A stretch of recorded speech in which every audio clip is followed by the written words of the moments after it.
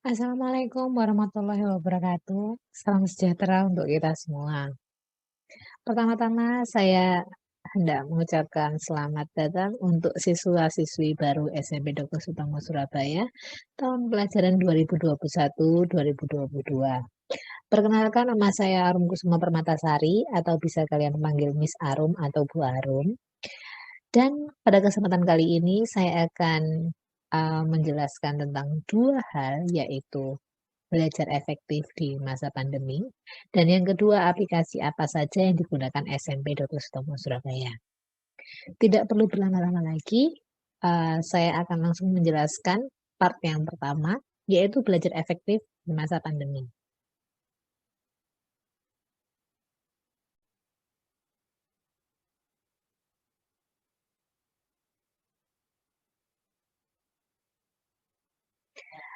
Oke anak-anak, belajar efektif di masa pandemi. Belajar efektif itu apa sih? Belajar efektif di masa pandemi adalah proses belajar mengajar yang berhasil. Proses pembelajaran itu mampu memberikan pemahaman, kecerdasan, ketekunan, kesempatan, dan mutu atau kualitas yang lebih baik, serta dapat memberikan perubahan perilaku dan dapat diaplikasikan atau diterapkan dalam kehidupan sehari-hari. Sehingga hasil dari pembelajaran itu akan dapat menghasilkan sumber daya manusia yang unggul. Yang unggul itu seperti apa sih? Yang pertama, yang pandai, yang santun, dan yang disiplin. Kemudian, Miss Arum akan memberikan tips bagaimana sih belajar efektif di rumah. Yang pertama, belajar kelompok. Belajar kelompok ada baiknya mengajak teman yang pandai dan rajin agar yang tidak pandai jadi ketularan pintar. Dalam belajar kelompok, kegiatannya adalah membahas pelajaran yang belum dipahami oleh semua atau sebagian kelompok belajar, baik yang sudah dijelaskan guru maupun belum dijelaskan. Jadi, pada saat belajar kelompok yang dibahas harus pelajaran ya, jangan yang lain. Contohnya nge-game.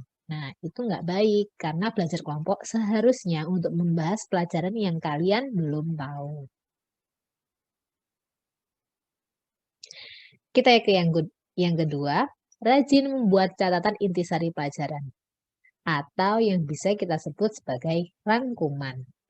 Bagian-bagian penting dari pelajaran sebaiknya dibuat catatan di kertas atau buku kecil yang dapat dibawa kemana-mana, sehingga dapat dibaca dimanapun kita berada.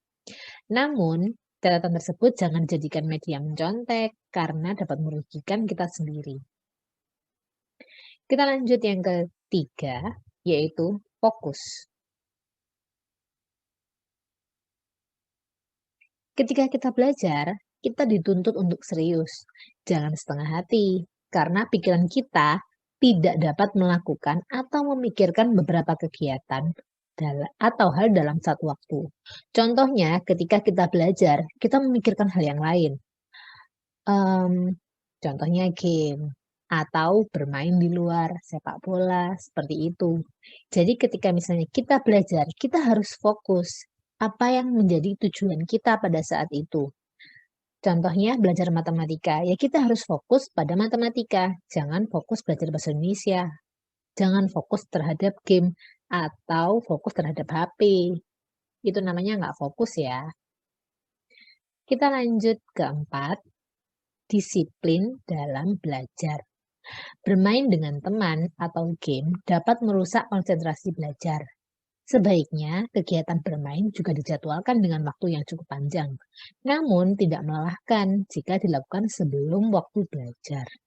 Jika bermain video game, sebaiknya pilih game yang mendidik dan tidak menimbulkan rasa penasaran yang tinggi ataupun rasa kekesalan yang tinggi jika kalah. Karena apa sih? Ketika kita kesal, ketika kita kalah, jadinya kita akan bermain lagi, dan bermain lagi, dan kita melupakan belajar. Ya enggak? Nah, itu enggak baik. Jadi, disiplin dalam belajar bisa kalian memasang alarm. Alarm untuk bangun pagi, alarm untuk bermain, alarm untuk belajar, dan alarm untuk tidur. Jadi contohnya aja jam 7 malam kalian harus belajar, jam 7 malam kalian harus pasang alarm, dan jam 9 juga pasang alarm lagi untuk istirahat. Sehingga keesokan harinya kalian nggak akan bangun kesiangan. Lanjut ke tips yang terakhir. Cukup istirahat, makan, dan bermain. Semuanya dilakukan secara berimbang. Setelah pulang sekolah, kita sering ingin cepat-cepat bermain dan melupakan segala hal penting lain. Contohnya makan dan istirahat. Padahal setelah seharian di sekolah, tak terasa badan kita membutuhkan masukan energi tambahan yang bisa didapatkan dari istirahat dan makanan yang kita makan. Oleh karenanya, kita harus dapat membagi waktu untuk makan, istirahat, dan bermain. Kalau semuanya dilakukan dengan baik, badan jadi segar setiap hari. Jadi tidak sering mengantuk di kelas. Siapa nih yang kalau misalnya kelas online pagi-pagi, yang absen ibunya. Terus yang mengerjakan tugas juga ibunya. Ayo. Nah, itu namanya tidak balance atau tidak seimbang antara istirahat dan belajar. Oke.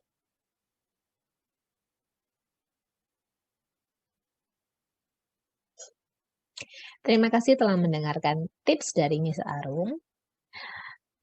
Kemudian saya akan membahas aplikasi yang digunakan di SMP Dr. Sutomo Surabaya.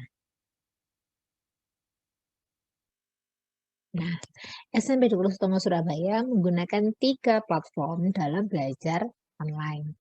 Yang pertama yaitu WhatsApp. Kalian pasti sudah sangat familiar ya dengan WhatsApp. Karena dalam WhatsApp kita bisa mengirim file, bisa mengirim foto, bisa mengirim suara, bahkan video.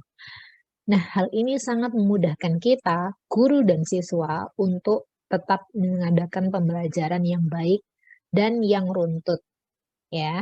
Kemudian yang kedua yaitu YouTube. Kita semua tahu ya bahwa YouTube memiliki jutaan video yang sangat beragam dan banyak sekali yang bermanfaat. Nah, YouTube ini adalah salah satu jembatan juga antara guru dan siswa, selain menggunakan buku paket dan juga menggunakan LKS. Jadi kita bisa menggunakan YouTube sebagai media pembelajaran yang bisa membantu siswa untuk bisa lebih saling mengerti apa sih materinya. Yang ketiga, SMP Dr. Sutomo menggunakan Kuiper. Kuiper ini kita gunakan saat mengadakan ulangan, UH, UTS, dan UAS. Jadi, setiap siswa Dr. Sutomo harus memiliki akun Kuiper. Nah, gimana sih caranya bikin Kuiper? Setelah ini, Miss Arum akan memberikan cara menggunakan Kuiper dan cara mengoperasikannya.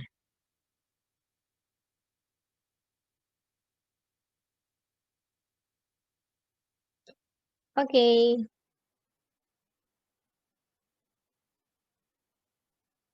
cara mengoperasikan aplikasi Kuiper. Yang pertama, kalian harus mendownload aplikasinya dulu melalui Play Store atau App Store. Kalian harus mengetik kata kunci Kuiper. P-nya 2 ya. Kemudian kalian install.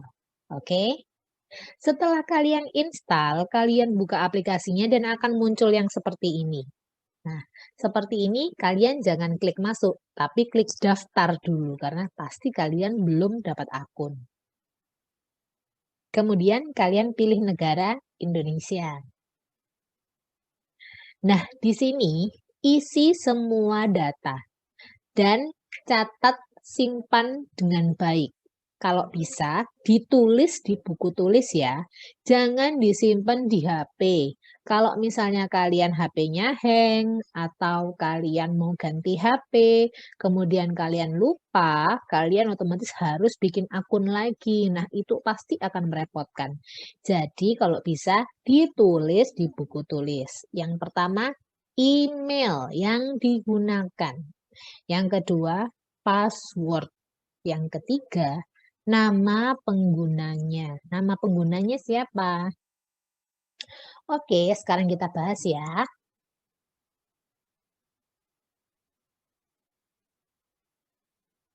Nah, yang pertama ini nama lengkap. Nama lengkap harus pakai spasi. Nama lengkap kalian ya. Nama lengkap Arum Kusuma Permatasari pakai spasi. Oke. Kemudian alamat email. Nah, ini yang paling penting. Karena apa? Satu email hanya bisa digunakan oleh satu orang saja. Jadi, kalau misalnya kalian besok mau daftar lagi karena lupa email, lupa password, nah kalian nggak bisa pakai alamat email ini karena sudah pernah digunakan. Kemudian nomor telepon kalian yang aktif ya. Kemudian nama pengguna. Nama pengguna ini bisa aja digunakan oleh orang lain. Nah, setelah itu kalian harus memilih nama yang setidaknya tidak dipakai orang lain. Mungkin kalian bisa menambahkan angka. Angka apa? Angka, tanggal, bulan, dan tahun lahir kalian. Terus kemudian sandi. Nah, sandi ini kalau bisa kombinasi huruf dan angka. Hurufnya gimana sih Miss Arum? Hurufnya bisa pakai namamu sendiri, terus angkanya pakai tanggal lahir kamu. Contohnya Arum 12. Nah, kayak gitu ya, bisa dicontoh. Tapi jangan pakai Arum 12, pakai nama kamu sendiri. Terus kalian klik yang di bawah kelas 9. Karena kalian sekarang masih kelas 7. Oke, sampai sini kita lanjutkan ya.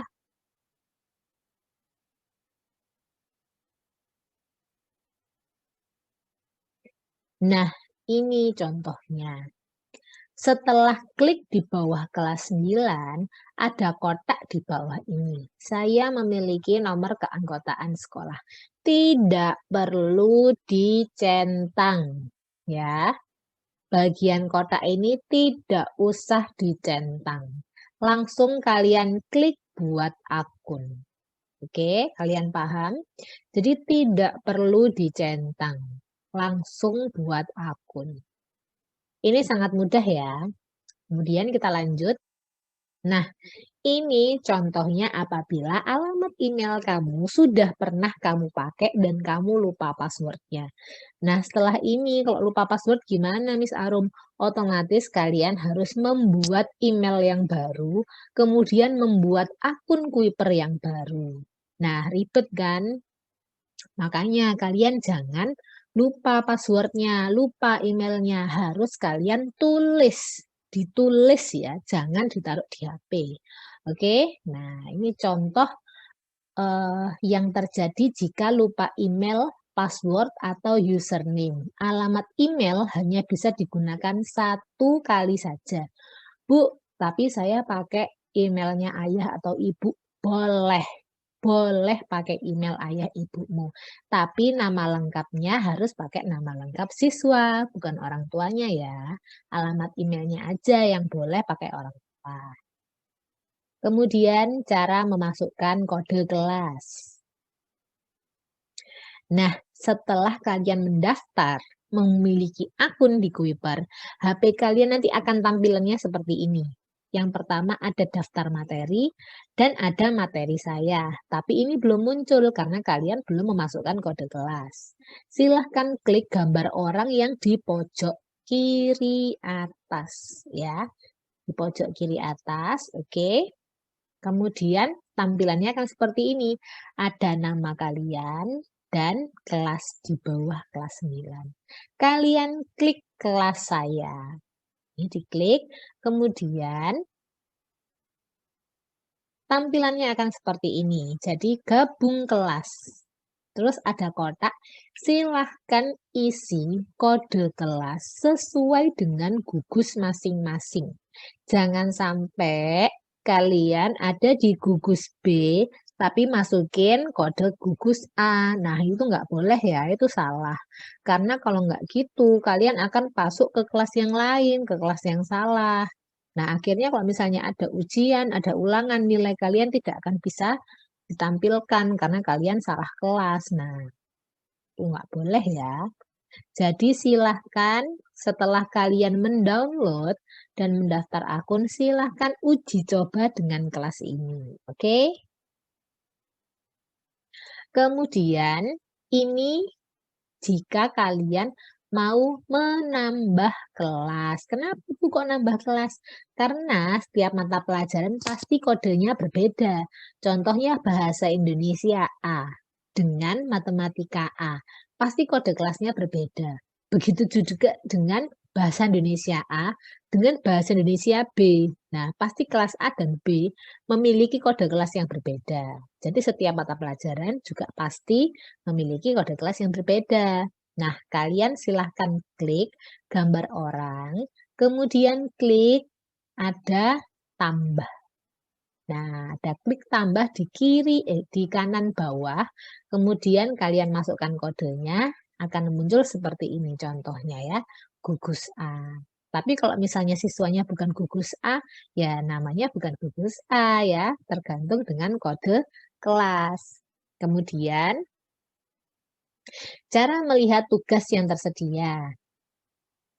Nah, ini tampilan apabila kalian sudah memiliki kode kelas. Nah, ada daftar materi, tugas, pesan, dan materi saya. Di dalam pesan ini, kalian bisa chatting dengan gurunya jika memiliki kesulitan ya. Nah, silahkan kalian klik tugas, kemudian di tugas ini ada tugas yang aktif, tugas lewat batas waktu, dan tugas yang selesai. Di tugas yang aktif ini, tugas yang harus kalian kerjakan. Di lewat batas waktu adalah tugas yang sudah expired, jadi tidak bisa dikerjakan lagi. Oke, sedangkan tugas selesai, jika kalian sudah mengerjakan suatu tugas atau suatu ulangan, munculnya akan di selesai ini. Ya, oke, sampai sini jelas ya. Kemudian, ini cara melihat tugas. Jadi setelah kalian klik tugas, akan muncul seperti ini. Expressing greeting, ini contoh aja ya. Ada materi, kemudian ada soal. Jadi pasti di depannya ada materi. Kalau mau ke soal gimana? Tinggal klik panah kanan yang paling bawah. Ada panah, diklik, kemudian akan muncul soal seperti ini. Nah, kalau gini berarti contohnya, berarti soalnya ada 10. Soal nomor 1 dari 10. Nah, kalian tinggal klik mau yang A, B, C, atau D, kemudian klik jawab. Oke, sampai sini paham ya? Kemudian ini adalah hasil kalian kalau kalian telah menyelesaikan suatu tugas atau suatu ulangan. Jadi langsung ada nilainya. Gini ya hasilnya. Kemudian ini ada 2 contoh soal. Jadi kalian bisa memilih yang atas atau yang bawah dulu untuk dikerjakan. Tapi ini hanya contoh ya. Oke, thank you siswa-siswaku.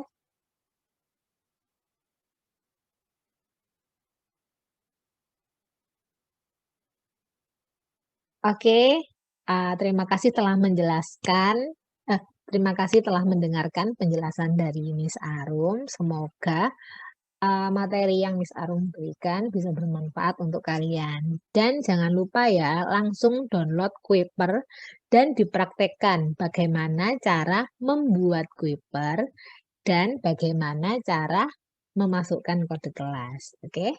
Wassalamualaikum warahmatullahi wabarakatuh.